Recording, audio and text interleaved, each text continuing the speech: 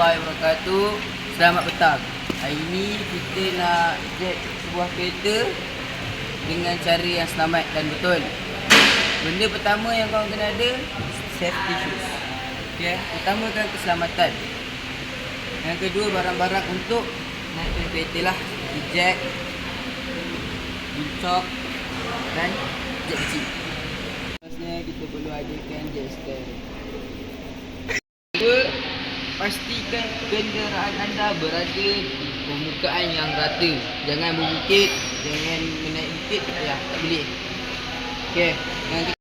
Perkara ketiga, korang kena pastikan matikan enjin, tarik handbrake. Okey. Pasti tarik kunci keluar bagi keselamatan. Benda yang keempat korang kena ada wheel chock, supaya kenderaan korang tak bergerak sewaktu korang tengah jet. Keselamatan penting, safety shoes penting . Okay, mantap. Ni yang kedua kita nak letak. Mantap. Langkah seterusnya, sebelum korang nak masukkan jet ni, kena cari titik jet. Macam mana nak tahu? Nah, pajak. Ni, permukaan dia mesti padat macam bawah ni. Kau jangan jet sini, pecah lagi. Ni, dalam sikit. Kan jet korang dalam keadaan baik sebelum korang nak naikkan jet kereta. Okay.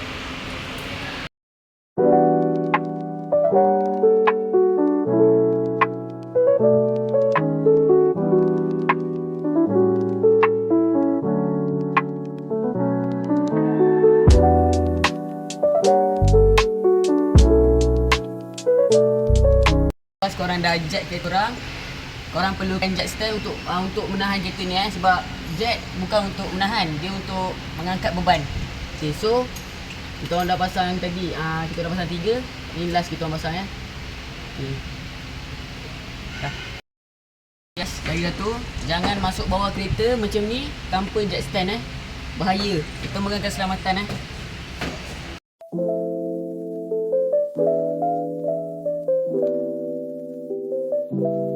Tips yang lebih menarik, subscribe kita punya YouTube channel. Okay, bye.